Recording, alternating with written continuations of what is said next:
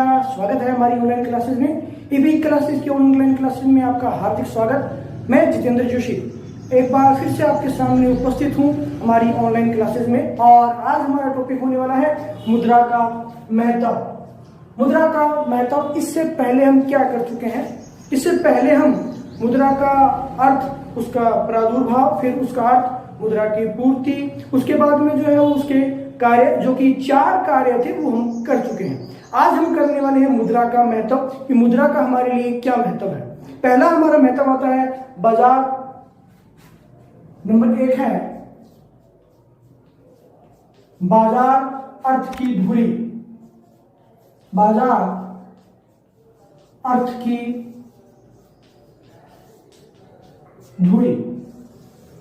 मुद्रा बाजार अर्थ की धुरी किस प्रकार से है?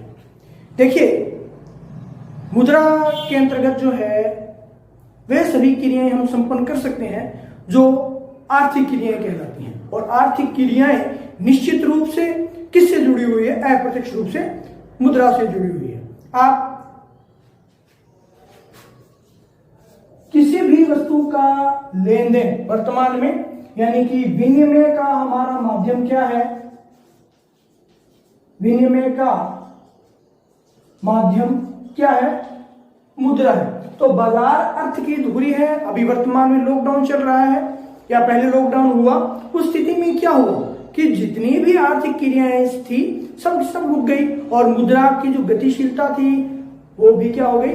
रुक गई। उस स्थिति में मुद्रा एक स्थान से दूसरे स्थान पे नहीं पहुंच पाई। आपके पास जो धन था वो आपने खर्च कर दिया, तो हमारी बाजार व्यवस्थाएं क्या हो गई? नष्ट भ्रष्ट हो गई। तो इसलिए हम कह सकते हैं कि मुद्रा जो है वो क्या होती है? हमारे बाजार की धुरी होती है। दूसरा है आर्थिक विकास का मापक। दूसरा हमारा आता है आर्थिक विकास का मापक।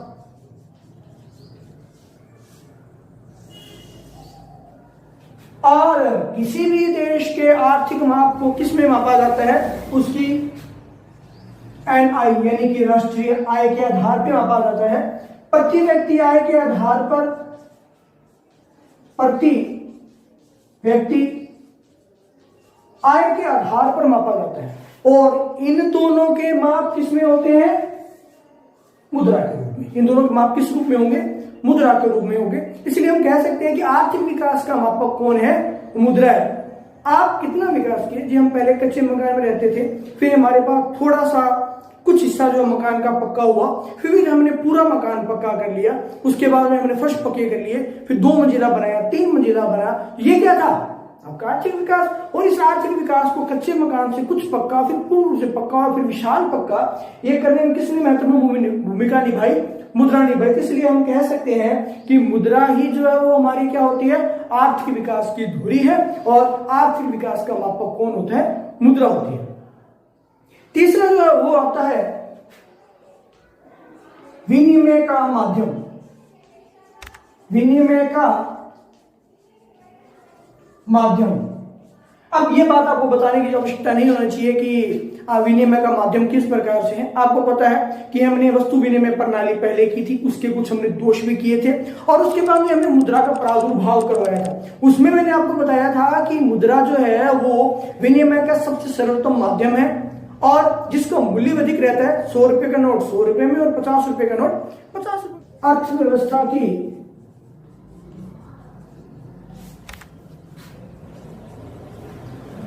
बचत के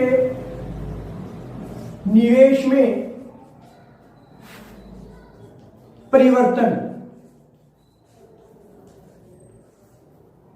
अर्थव्यवस्था की बचत के निवेश में परिवर्तन। अर्थव्यवस्था की बचत की निवेश में परिवर्तन। देखिए कैसे?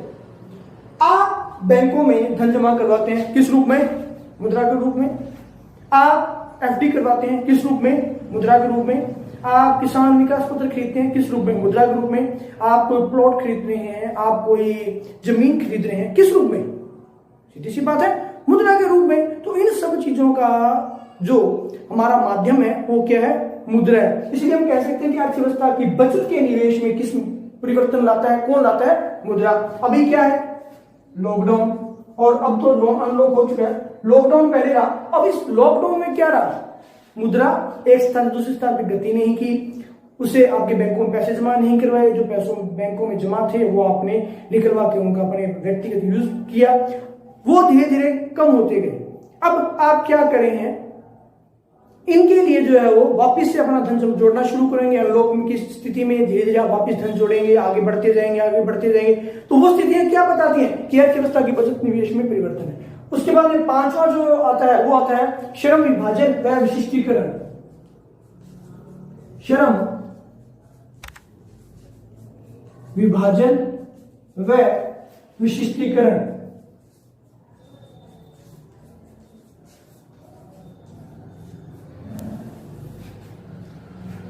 श्रम विभाजन व विशिष्टीकरण ये क्या है?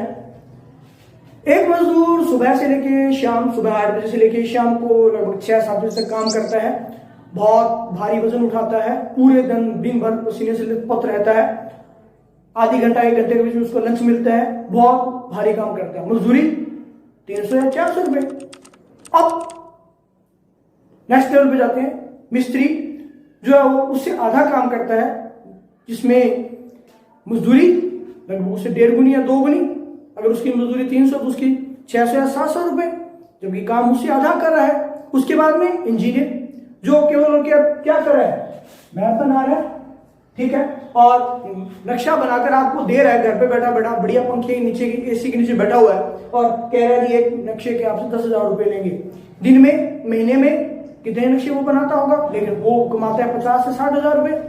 अब चीफ इंजीनियर की बात करते हैं, जो नक्शों को क्या करता है, केवल और केवल पास करने का काम करता है, और उसकी महीने की सैलरी 70 से 80,000 रुपए। ये क्या है? ये है श्रम का विभाजन और विशिष्टीकरण। इस श्रम के विभाजन और विशिष्टीकरण के अंतर्गत ही जो है वो भेद किसने उत्पन्न किया।